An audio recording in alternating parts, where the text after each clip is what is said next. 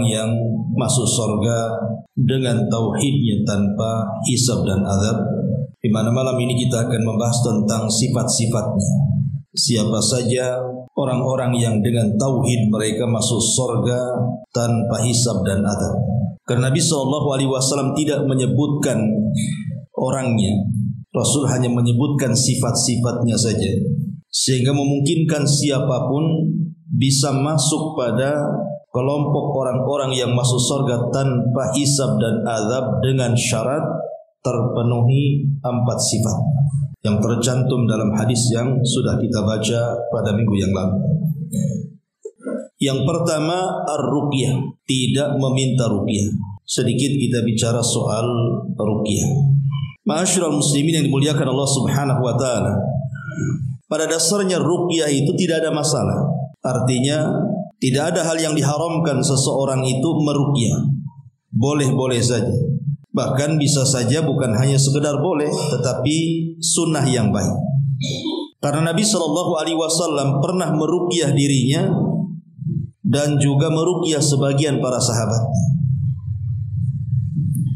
Aisyah radhiyallahu anha, beliau menceritakan bahwa Nabi SAW idza ishtaka, kalau mengeluhkan sesuatu, yaqra ala nafsihi bil muawwidzat, maka beliau membaca kepada dirinya 2 surat perlindungan. Wa yanfuth, kemudian beliau meniupkan kepada tempat yang sakit tersebut. Falamma ishtadda waja'uhu, tapi ketika di hari beliau semakin memarah sakitnya sebelum meninggalnya, kuntu aqra alaihi, aku yang membacakan surah Muawwidzatain itu kepada Nabi. Wa amsahu biyadihi raja'a barakatiha, dan aku mengusapkan kepada tangannya karena mengharap berkahnya. Artinya Nabi SAW meruqyah dirinya dan diruqyahlah orang lain. Aisyah meruqyahnya. Sebenarnya tidak ada masalah. Hukum ruqyah itu tidak ada masalah. Apalagi ada kisah dari seorang sahabat namanya Abi Sa'id Al-Khudri radhiyallahu an. Jadi satu hari beliau bersama rombongan pulang dari safar. Kemudian kehabisan bekal. Akhirnya kemudian rombongan Abu Sa'id Al-Khudri ini mereka mampir di sebuah desa karena kehabisan bekal. Masuklah kemudian ke desa tersebut dengan harapan ada yang mau menjamu tamu, karena mereka kehabisan bekal masalahnya, bisa kelaparan di jalan. Tapi Allah Subhanahu wa taala takdirkan satu penduduk desa yang ditemui itu tidak ada satu pun yang dermawan, semua bakhil. Tidak ada yang memberi sesuatu kepada rombongan Abu Sa'id Al-Khudri. Akhirnya kemudian Abu Sa'id Al-Khudri dan rombongan pun keluar dari desa itu untuk mencari desa lain. Qadarullah, pimpinan desa itu, Pak Lurahnya mungkin tersengat kalajengking. Lah di desa itu tidak ada yang tahu soal pengobatan itu. Akhirnya kemudian orang-orang desa itu melihat dari rombongan para sahabat ini, kayaknya mungkin di antara kalian ada tabib yang bisa mengobati kepala desa kami. Maka salah seorang sahabat di antara mereka mengatakan, saya bisa mengobatinya, tapi dengan imbalan kalian harus memberi beberapa ekor kambing kepada kami. Akhirnya kemudian sahabat ini membacakan surah Al-Fatihah kepada kepala desa yang terkena salah jengking ini, tiba-tiba sembuh. Dari sini menunjukkan bahwa ruqyah itu bukan hanya sekedar penyakit ruh saja, tapi penyakit badan pun bisa disembuhkan. Karena tersengat kala jengking ini penyakit badan, bukan ruh seperti kena sihir, kesantet dan yang semacamnya. Tapi bisa sembuh dengan surah Al-Fatihah tadi.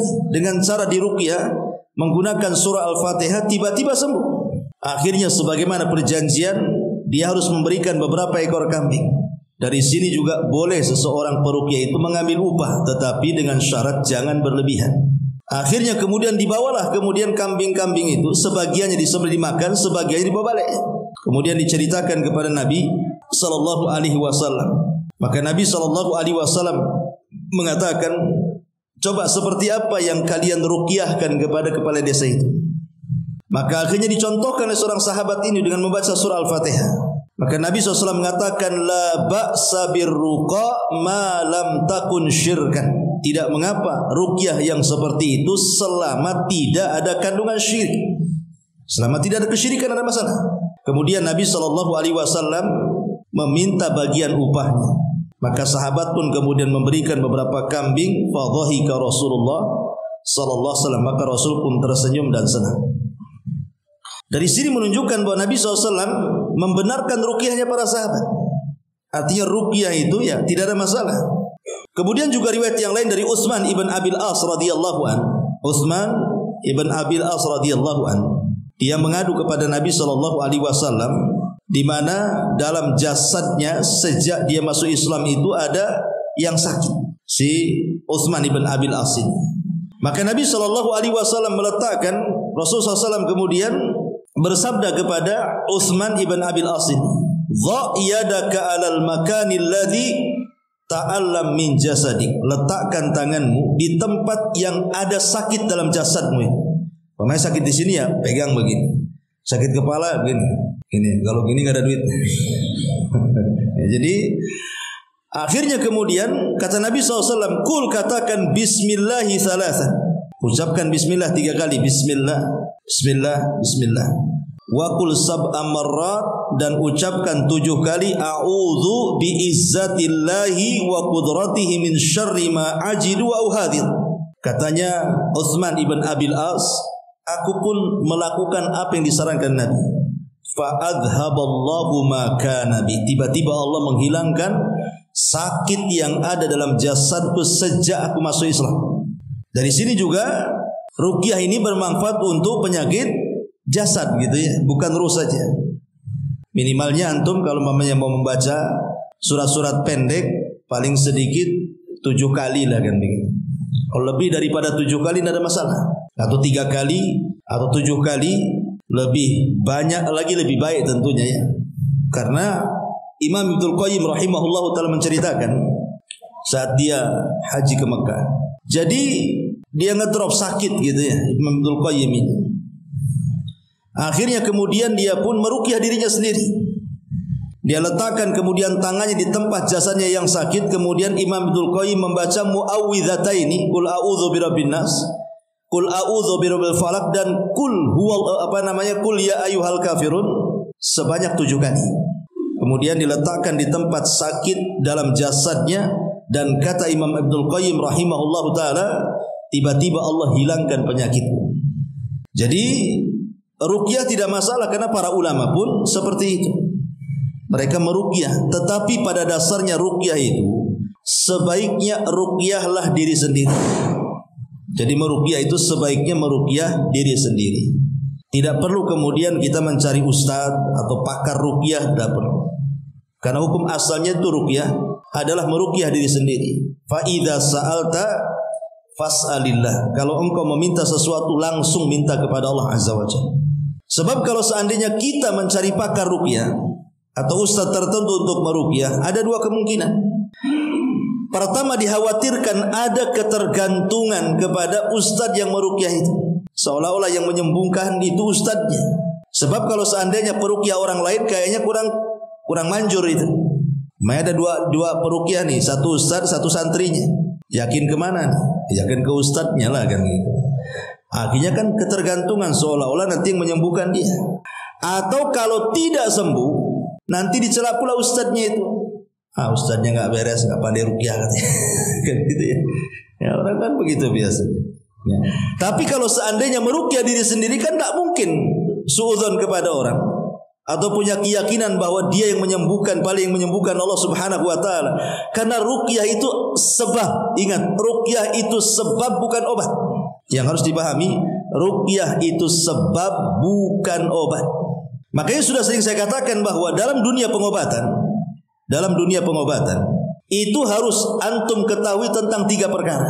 Pertama, ada obat itu yang bisa menyembuhkan secara nas Al-Quran ataupun nas hadis-hadis Nabi SAW. Kalau memang ada Al-Qurannya, ada hadisnya bahwa perkara itu bisa menyembuhkan, atau obat-obat tertentu bisa menyembuhkan, ya tidak ada masalah. Antum harus yakin. Seperti mamanya air Zam-Zam, jelas hadisnya kan itu.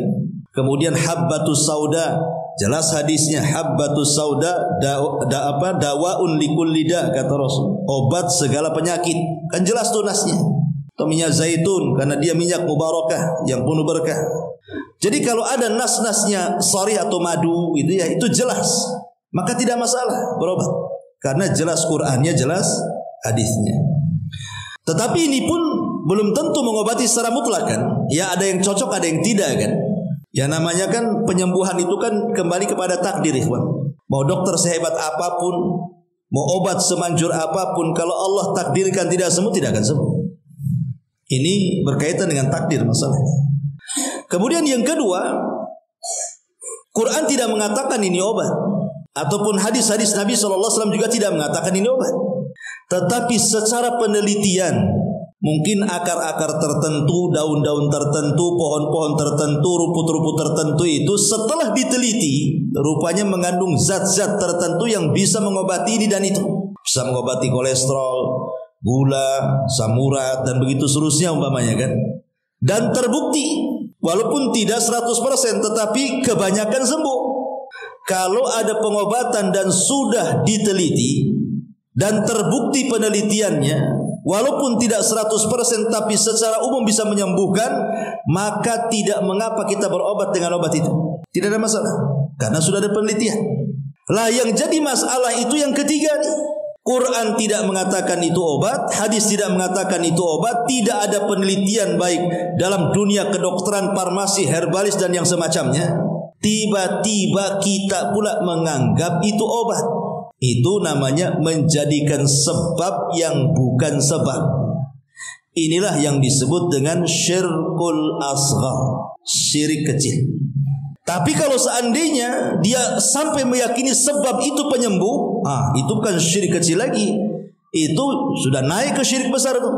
Contoh umpamanya, seseorang kemudian datang ke orang pintar, kemudian dikasih benang, suruh diikatkan di kaki ataupun di tangan, di leher.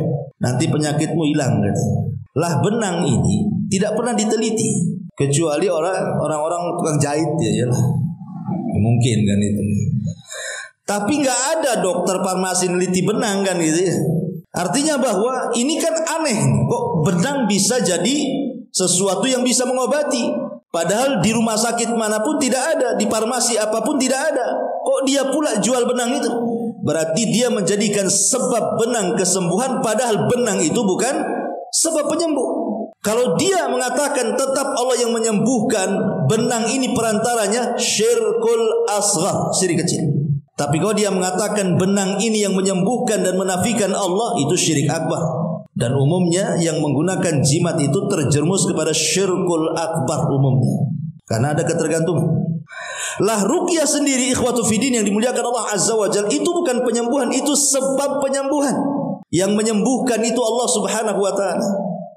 Tapi karena ruqyah ini adalah syar'i, masuk ke poin yang pertama, di mana Allah Subhanahu wa taala mengatakan wa nunazzilu minal Qur'an ma huwa syifa, dan kami turunkan Al-Qur'an itu di antara faedahnya adalah sebagai obat. Berarti nas Qur'an bahwa kalau kita meruqyah membacakan ayat-ayat Al-Qur'an atau doa-doa yang warid, maka itu bisa menyembuhkan.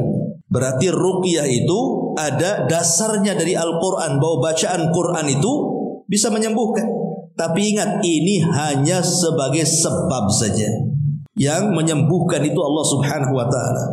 Makanya kata para ulama, ruqyah syar'iyah itu ada 3 syarat. Pertama, antakuna bi kalamillahi au bi asma'ihi wa sifatihi wal ma'thuri anin Nabi sallallahu alaihi wasallam. Pertama, yang dibaca itu kalamullah, maksudnya Al-Quran, atau menyebut nama-nama dan sifat-sifat Allah Azza wa Jalla, atau doa-doa yang maksur datang dari Nabi sallallahu alaihi wasallam. Dari sini kita ketahui bahwa ruqyah itu sifatnya tauqifiyah. Apa tauqifiyah? Terima jadi. Jangan buat-buat ruqyah yang tidak dibuat Nabi, karena ruqyah itu sudah ada ajarannya ya. Kemudian yang kedua, Syekhul Islam Ibn Taimiyah rahimahullahu ta'ala menambahkan syarat antakuna bil lisanil arabi, harus dengan lisan Arab. Wa ma yu'raf maknahu, ataupun kalaupun tidak lisan Arab, lisan-lisan atau bahasa-bahasa yang dipahami maknanya. Kalau memang bisa bahasa Arab, ya tentu kita membacakan ayat-ayat Al-Quran atau doa-doa Nabi SAW yang maksur, ataupun nama-nama dan sifat-sifat Allah. Kalau tidak bisa ya menggunakan bahasa Indonesia, tidak masalah, yang jelas dipahami maknanya dan didengar orang yang diruqyahnya. Jangan meruqyah itu gerendeng nggak jelas gitu kan. Karena ada orang yang mencampur adukan antara ruqyah syar'i dengan yang tidak syar'i. Contoh umpamanya ketika dia baca Fatihah, jelas baca Fatihahnya. A'udzubillahi minasyaitonir rajim. Habis itu ada bacaan lain yang enggak jelas. Was gitu. Nah, itu enggak jelas tuh. Ini sudah enggak jelas karena syaratnya harus jelas. Bahasa yang dibacanya jelas, imma bahasa Arab atau bahasa yang lain yang jelas dia bisa dipahami. Loh, kalau was gimana bisa dipahami? Ya, harus dipahami. Kemudian yang ketiga, an ya'taqida anna ruqyata la tu'athir bi dzatiha bal bi taqdirillahi azza wajalla. Harus diyakini bahwa ruqyah itu tidak membawa pengaruh secara zatnya, bahkan semua pengaruh kesembuhan itu kembali kepada takdir Allah Subhanahu wa taala. Jadi kalau seandainya ada seorang peruqyah meruqyah sembuh, kemudian meruqyah lain juga tidak sembuh, berarti semua takdir. Yang satu ditakdirkan sembuh, yang satu ditakdirkan tidak sembuh.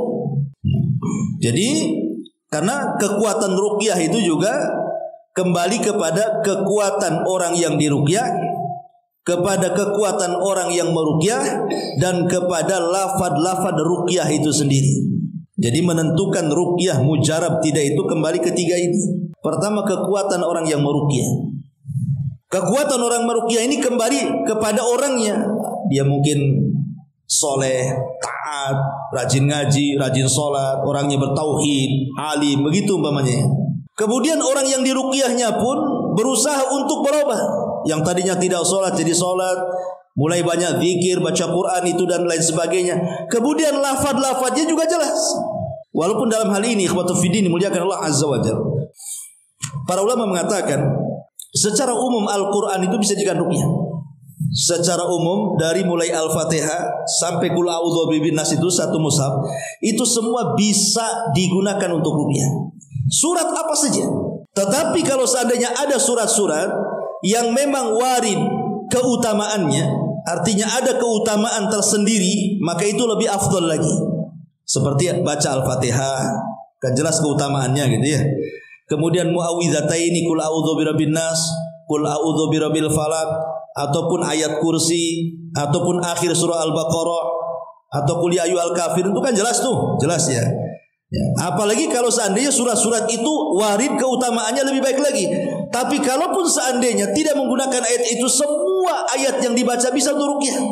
Karena Allah yang mengatakan wa nunazzilu minal Qur'an, kami turunkan Al-Quran secara umum, ya, dari awal sampai akhir itu bisa menjadi syifa bagi obat. Ini yang pertama.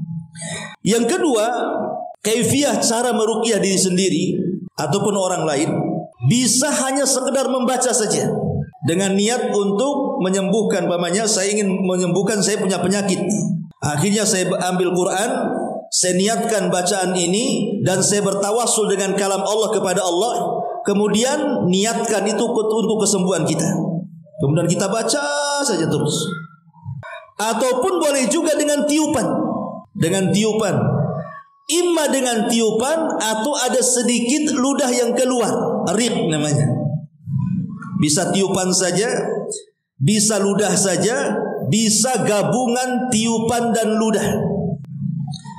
Kapan itu? Bisa sebelum membaca Quran, bisa setelah membaca Quran, bisa di tengah-tengah membaca Quran. Maksudnya, umpamanya tangan saya sakit, maka kita tiup dulu, kemudian baca Quran, gitu ya. Ataupun umpamanya baca Quran dulu, baru kita tiup, gitu ya. Atau sambil baca Quran meniup-niup, boleh tiga-tiganya, ya, karena tidak ada ketentuan dan semua dari riwayatnya, semua riwayat Aisyah radhiyallahu anha seperti itu. Kadang Rasul meniup sebelumnya, kadang Rasul meniup setelahnya, kadang Rasul meniup di tengah-tengahnya. Jadi bisa itu semuanya, ya. Ma'asyiral muslimin yang dimuliakan Allah Subhanahu wa taala. Kemudian juga kalau kepada orang lain tentu harus dilihat. Kalau orang yang kita ruqyah itu mungkin ada hubungan mahram dengan kita, ya enggak apa-apa kita sentuh, kita tiup-tiup, ya. Kalau sama orang tua jangan kasih ludah lah. Ya niup saja gitu ya. Jadi kalau ada hubungan mahram nggak ada masalah. Masalahnya kalau kepada yang bukan mahram, ajnabi. Saya lihat para peruqyah ini aneh. Kadang-kadang dia pegang pada istri orang itu. Ustaz ada mahramnya. Walaupun ada mahramnya itu tidak punya cemburu tuh. Masa istri pegang-pegang dia nggak marah? Mana perasaan malunya? Nggak boleh. Ustaz peruqyahnya pakai kaos tangan. Walaupun pakai kaos tangan itu istri orang. Lalu siapa yang pegang, siapa yang mengusap? Yang mengusap dan memegang ya suaminya atau mahramnya. Kita yang baca Quran, dia yang mengusap. Tidak boleh kita yang baca Quran, kita yang mengusap seperti itu. Karena tidak ada contohnya seperti itu. Dan itu bisa mengundang fitnah. Bisa mengundang fitnah. Ataupun cukup seseorang itu dibacakan saja, tidak diusap, tidak ada masalah kok. Nggak dipegang juga nggak masalah. Karena pengaruh Al-Quran itu loh tidak ada yang tahu. Sebagaimana pengaruh sihir itu ketika menyihir itu tidak ada yang tahu. Ini perkara gaib. Kita yakin saja bahwa Quran itu mempunyai pengaruh besar. Gimana cara kerjanya ya itu Allah yang tahu. Baca saja. Kalau dia meronta-ronta atau apa begitu kan, ya nanti mahramnya yang pegang. Ma'asyiral muslimin yang dimuliakan Allah Azza wa Jalla, karena ada sebuah kisah dijelaskan oleh sebagian masyayikh ini bahwa ada orang di satu keluarga itu ada orang yang sudah lama mengalami sakit. Jadi dia meminta fatwa kepada salah satu syekh. Jadi kata syekh ini, cukup engkau baca ayat kursi saja. Cukup engkau baca ayat kursi, niatkan kesembuhan dan bertawassulah kepada Allah dengan nama-nama Allah di situ. Sambil pegang tempat yang kau sakit itu. Akhirnya dia membaca 150 kali ayat kursi. Allahu la ilaha illa huwa, udah habis, diusap bagian sakitnya, dibaca lagi, diusap. Dan dia tidak sama sekali tidak bosan, terus saja. Dari pagi, siang, malam dia melakukan seperti itu. Sampai 150 ayat kursi dia baca. Subhanallah. Kata dia, rupanya di sini pengaruhnya besar. Mulai terurai itu penyakitnya, sakitnya mulai mereda dan begitu seterusnya. Jadi walaupun hanya sekedar membaca saja, pengaruh ayat itu sangat berpengaruh. Tidak mesti harus ada sentuhan, tidak mesti harus ada tiupan, karena ruqyah ini perkaranya luas. Ya, kalau disempitkan nanti perlu dalil. Oh, harus dipegang, mana dalilnya? Karena Al-Quran sendiri mengatakan secara umum cukup dibaca. Memang ada contoh dari Nabi SAW meniup, kemudian memberikan ludah. Tapi juga ada cara-cara yang lain yang lebih elegan daripada itu. Dengan cara apa? Menggunakan media air, atau media minyak zaitun, atau media garam umpamanya. Seperti Ali radhiyallahu an, salat dia, tiba-tiba kalajengking nyengat dia. Kemudian Ali tiba-tiba mengatakan laknatullah alal aqrab, katanya. Laknat Allah kepada kalajengking. Tidak sholat, tidak di luar sholat, tetap aja gigit, katanya. Kata Ali. Akhirnya kata Ali, Fatimah, kemarikan itu garam dengan air putih. Dan air putih campur garam. Kemudian Ali membaca ayat-ayat ruqyah. Kemudian diminum dan sebagian diolesi, sembuh. Ali ini ingin menggabungkan, kenapa mesti garam? Karena garam ini kan biasanya bisa mengobati luka kan gitu ya. Sementara air bisa minum itu supaya mengobati dalamnya. Jadi menjamakan antara ruqyah dengan pengobatan medis gitu maksudnya. Nah, itu Ali pakai seperti itu kan, begitu kan bisa pakai air, pakai minyak zaitun, kalaupun tidak harus sentuh kan. Karena pengaruh ruqyah ini yang tahu hanya Allah Subhanahu wa taala. Pengaruh ruqyah itu yang tahu hanya Allah. Oh enggak Ustaz, ketika saya ruqyah dikejang-kejang baunya. Bisa saja itu acting jinnya tuh. Ma'asyiral muslimin yang dimuliakan Allah Azza wa Jalla. Jadi cukuplah kita bacakan Quran saja. Kalau perlu tiupan, ya sentuhan-sentuhan, tapi lihat siapa yang Anda ruqyah. Siapa yang Anda ruqyah. Ma'asyiral muslimin yang dimuliakan Allah Subhanahu wa taala.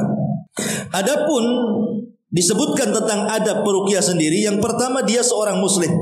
Tidak boleh orang kafir dia meruqyah. Orang kafir ini ngapal ayat-ayat ruqyah, kemudian suruh meruqyah kita, dia aja kafir. Jadi orang yang meruqyah itu harus muslim. Yang kedua, adlan fi dinihi, harus punya track record dalam agamanya. Jangan ahli maksiat pula meruqyah, nggak ada masalah sebenarnya, tapi kan kurang yakin jadinya kan. Kemudian yang ketiga, an ya'taqid ar-raqi anna Allah huwa syafi. Peruqyah harus yakin bahwa yang menyembuhkan adalah Allah Subhanahu wa taala. Kemudian yang keempat, an yakuna raqi aliman bi turuqil mu'alajati bi ruqyati syar'iyyah. Haruslah orang yang meruqyah itu tahu cara meruqyah. Jangan asal-asal, ya. Tahu cara meruqyahnya. Taib.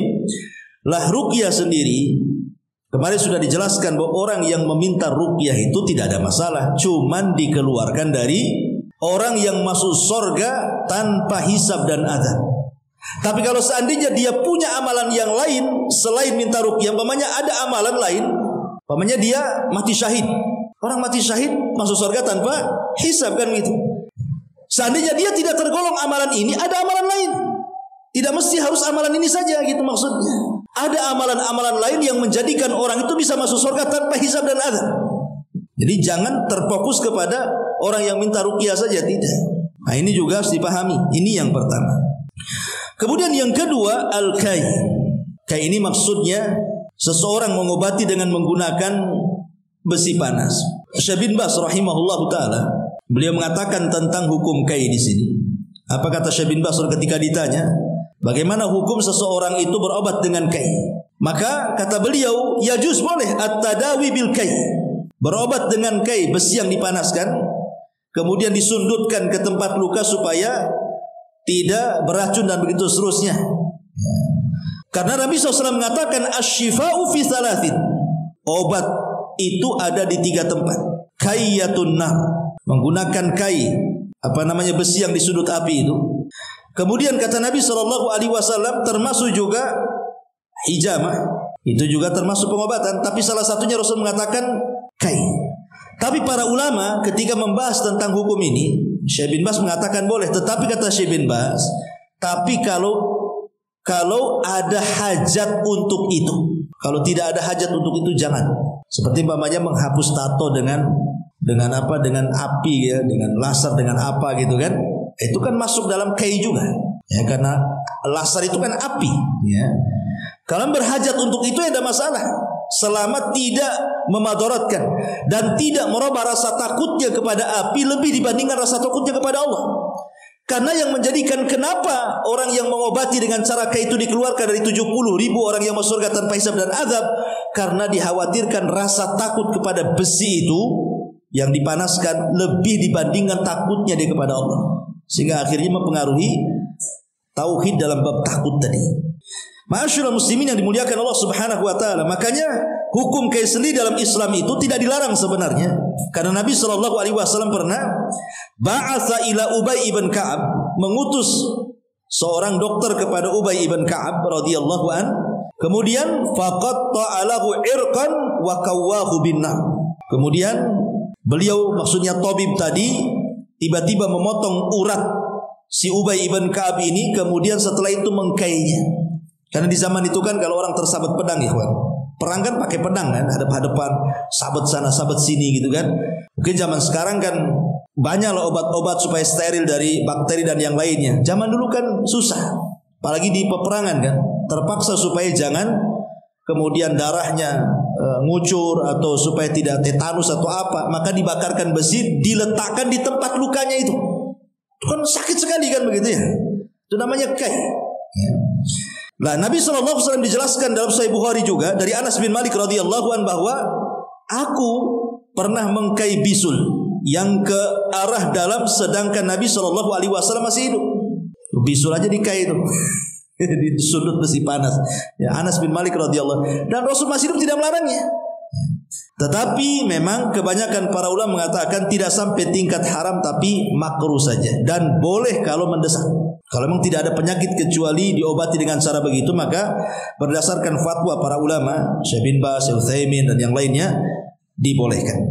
Ini yang kedua, sifat yang kedua kai. Yang ketiga, wala yatatayyar, tidak tatayyur. Tatayyur ini diambil dari ta'ir, artinya diambil dari burung.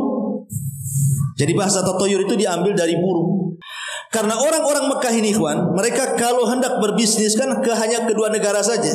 Allah menyebutkan rihlatas sita'i was-saif, musim dingin dan panas gitu ya, ke Yaman atau ke Syam. Jadi dagangannya penduduk Mekah itu kalau tidak ke Yaman, ke Syam karena Yaman di zaman itu lebih maju dibandingkan Saudi. Sekarang terbalik gitu ya. Sehingga mereka kalau dagang ya ke Yaman atau ke Syam. Lah, ketika para pedagang ini mau berangkat dagang nih, maka mereka akan menerbangkan burung. Kalau burung ini ngarahnya ke Syam, tidak jadi mereka. Walaupun ngarahnya ke Yaman, pamannya saya mau dagang ke Yaman nih, saya arahkan burung, tiba-tiba terbang ke Syam, gak jadi berangkat. Itu tidak mendatangkan untung tapi buntung. Ataupun saya dagang nih, bulan ini mau ke Syam, diterbangkan burung, tetap ngarah ke Syam, tidak jadi. Makanya Syam disebut Syam karena tasya'um. Kenapa Syam disebut Syam oleh orang-orang jahiliyah itu? Karena dianggap tasya'um, arah yang membawa sial. Tapi kalau menerbangkan burung arahnya ke Yaman atau arahnya ke arah lain, pokoknya jangan ke Syam saja, berangkat mereka. Rupanya tatayyur ini berkembang. Ya, kalau dulu kan cuma pakai burung saja kan. Kalau di zaman sekarang tatayyur ini kemana-mana. Makanya para ulama mengatakan definisi tatayyur itu seseorang menganggap sial ataupun untung karena sesuatu yang dilihat, sesuatu yang didengar, sesuatu yang dimimpikan, sesuatu yang dirasakan, maka mereka bisa menyimpulkan, oh ini ada masalah, ini ada hoki. Kalau umpamanya yang gatal tangan kanan gini, wah mau ngasih duit dokter lagi nih. Oh gatal tangan kiri, oh dek kolektor pula datang nih. Kan itu ya. Ini kan aneh itu.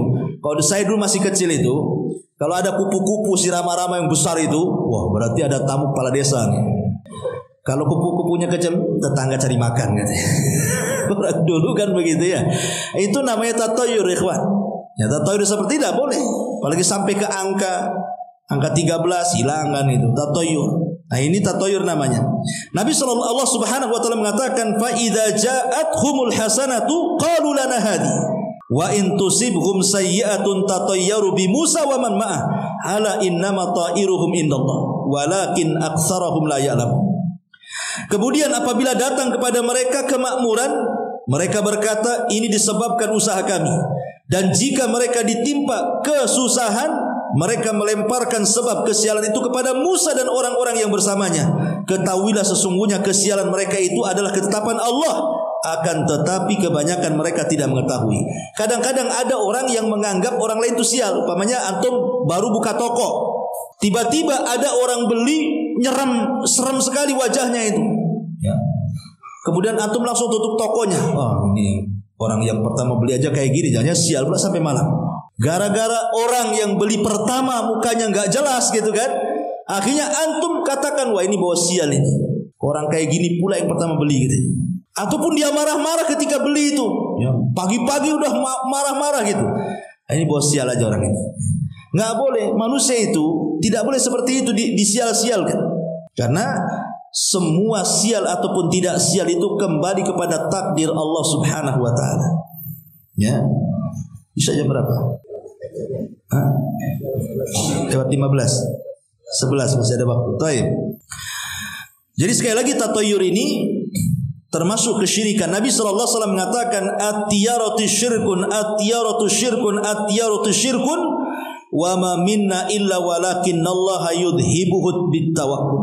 Tiarah itu syirik, tiarah itu syirik, tiarah itu syirik. 3 kali Rasul mengatakan, dan setiap orang pasti pernah terlintas dalam hatinya sesuatu dari hal itu.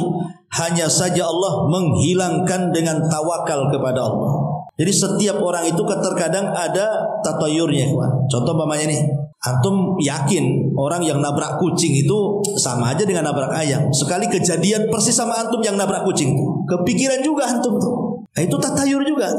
Tapi kalau antum bertawakal kepada nggak ada apa-apa lah, nabrak kucing sama dengan nabrak kodok, apa masalahnya? Ya. Karena kadang-kadang orang termakan mitos kan, termakan khurafat, cerita-cerita orang dulu. Kalau antum nabrak kucing, maka antum harus turun, harus dikafani, disolatkan, dikuburkan di temyah. Baru antum tidak ada masalah perjalanan kan begitu. Ini dari mana? Nggak ada, itu khurafat saja. Antum nabrak kucing dengan nabrak ayam lu sama. Kalau mau dikubur itu dikubur supaya bangkainya tidak menyakiti orang saja baunya. Ya ambil kubur gitu saja supaya kalau tidak dikubur nanti bangkainya bau. Itu saja keyakinan kita. Jangan kemana-mana keyakinannya. Oh bukan Ustaz, karena kucing itu binatang kesayangan Nabi. Nabi loh nggak melihara kucing. Oh bisa kesayangan Nabi pula. Yang melihara kucing lo Abu Hurairah. Dan tidak semua sahabat melihara kucing. Kebanyakan sahabat tidak memelihara kucing. Cuman Rasul mengatakan kucing itu kenapa kemudian liurnya tidak najis? Karena fa innahu tawafina alaikum. Dia binatang yang jinak yang suka berputar-putar di tengah-tengah kalian, kata Rasul. Hanya itu saja kok. Enggak lebih daripada itu. Jadi intinya bahwa bicara soal tatayyur ini dikembalikan kepada tawakal dan kepada takdir Allah Subhanahu wa taala. Kemudian yang terakhir adalah wa ala rabbihim yatawakkalu. Dan yang keempat, ciri atau sifat orang yang masuk surga tanpa hisab dan azab adalah orang-orang yang bertawakal kepada Allah. Wa man yatawakkal 'ala Allah fahuwa hasbuh. Barang siapa yang bertawakal kepada Allah Subhanahu wa taala, maka dia akan dicukupi hidupnya. Dan yang terakhir inilah yang paling berat. Tawakal ini paling berat sekali. Oke lah, antum tidak tatayur karena sudah ngaji tauhid gitu ya. Antum tidak berobat dengan kai, antum tidak minta ruqyah mungkin iya. Tapi bertawakal ini berat. Tawakal ini ujiannya berat sekali. Kenapa demikian? Karena hati kita ini masih terpaut dengan selain Allah. Terkadang lebih besar dibandingkan keterpautan hati kita kepada Allah. Seperti kecintaan kita kepada istri kita, kepada anak kita, kepada usaha kita, ya, kepada permainan teman-teman dan begitu seterusnya lebih kuat, atau keterkaitan dengan harta, jabatan, pangkat dan begitu seterusnya. Sehingga ketika ada masalah sedikit, umpamanya kena PHK, kena pecat, stresnya setengah mati itu. Stres nggak bisa tidur, ya, mau sholat aja nggak khusyuk. Baru diumumkan aja nama antum di situ, belum dipecat, baru diumumkan, udah stresnya kayak kiamat. Kenapa nama saya di situ katanya? Ya. Padahal kalau dia bertawakal kepada Allah, boleh jadi itu jalan terbaik. Sengaja Allah ingin yang terbaik kepada antum. Mungkin di perusahaan itu kurang baik bagi antum, makanya Allah keluarkan antum dari situ. Boleh jadi wa asa an takrahu syai'an wa huwa khairul lakum. Sesuatu yang dianggap jelek di mata kita itu rupanya baik pula di sisi Allah. Betapa banyak orang yang keluar atau dikeluarkan dari PT, akhirnya kemudian jadi pengusaha. Siapa yang tahu? Tapi ada juga sebaliknya, di PT dia gajinya tinggi, pas keluar pula susah kerjanya. Ya itu juga yang terbaik. Boleh jadi ujian bagi kita, ingin Allah mengangkat derajat kita, menghapuskan dosa kita, atau karena dosa-dosa yang pernah kita lakukan dulu yang kita tidak tahu. Ya, semua ada hikmahnya, ikhwatul fiddin yang dimuliakan Allah Azza wa Jalla. Adapun tawakal sendiri banyak keutamaannya. Pertama, Allah suka dengan orang-orang yang bertawakal. Yang kedua, tawakal adalah alamat keimanan orang. Karena Allah mengatakan wa 'alallahi fatawakkalu in kuntum mu'minin. Kepada Allah kalian bertawakal jika kalian orang-orang yang beriman. Artinya bahwa alamat keimanan itu ditonjolkan dengan tawakal. Dan tawakal itu yuzilul humum wa yufarrijul ahzan wal ghumum. Lebih daripada itu, tawakal bisa menghilangkan stres, bisa menghilangkan susah, bisa menghilangkan sedih. Ketika kita bertawakal kepada Allah Azza wa Jal, maka itu semua akan hilang. Dan tawakal ini adalah obat untuk tatayyur dan tasya'um. Tadi pembahasan tatayyur, kalau kita tidak ingin tatayyur, tawakal kepada Allah. Sandarkan ke hati kepada Allah. Jangan disandarkan kepada apa yang dilihat, apa yang didengar. Umpamanya antum bermimpi, jelek kali mimpinya, maka tidak perlu dipikirkan mimpi itu, tawakal aja kepada Allah. Enggak mungkin terjadi kok, tenanglah kita. Ya. Atau umpamanya pas jalan-jalan nih malam-malam, nengok sekelebat apa gitu ya, yang menakutkan, enggak usah dipikirkan, tawakal aja kepada Allah. Itu jin nakut-nakuti aja. Ya. Atau umpamanya mendengar sesuatu malam-malam, entah apa yang jatuh di dapur, entah kaleng kongguan atau apa gitu ya, tahu-tahu kucing pula ditabrak, ya nggak tahu kan. Tapi kadang-kadang kalau tengah malam Jumat Kliwon kan, apa ini kan gitu ya. Tawakal Allah, nggak ada apa-apa, suara saja. Karena bagaimanapun jin itu, syaitan itu, dia berusaha masuk dalam setiap media untuk menakut-nakuti kita sehingga timbul was-was, akhirnya tatayur. Syaitan itu akan masuk ke media apa aja, masuk ke angin, masuk ke suara. Setan itu masuk ke bayangan. Kadang-kadang lagi diam, gorden kok goyang-goyang, masuk dari situ. Ya, ada apa goyang-goyang. Rupanya ada kucing. Cuma nggak nampak anak kucing itu kan, tapi setan dah masuk di situ. Jadi kita udah merunung, takut ya kan. Ya. Kemudian juga rupanya jendela kurang tertutup sedikit aja, angin masuk, kan kita tidak tahu. Dia bisa lewat angin, lewat suara, lewat apa-apa kita tidak tahu. Ya. Makanya tawakal ala Allah, jangan pedulikan karena itu bisikan-bisikan syaitan supaya kita takut kepada selain Allah Azza wa Jalla dan melupakan Allah Subhanahu wa taala sehingga tauhid, kesempurnaan tauhidnya hilang. Karena yang menjadikan orang masuk surga tanpa hisab dan azab itu kesempurnaan tauhid. Ingat ya, yang menjadikan dia masuk surga tanpa hisab dan azab karena sempurna tauhidnya. Lah ketika kemudian orang minta diruqyah, inilah mulai mengurangi kesempurnaan tauhid. Ketika minta kai juga sama, ketika tatoyur juga sama, ketika tidak tawakal juga sama. Akhirnya ketika tauhidnya kurang sempurnanya, maka dia tidak digolongkan pada orang yang masuk surga tanpa hisab dan azab. Wallahu a'lam. Subhanaka wa bihamdika asyhadu an la ilaha illa anta astaghfiruka wa atubu ilaik.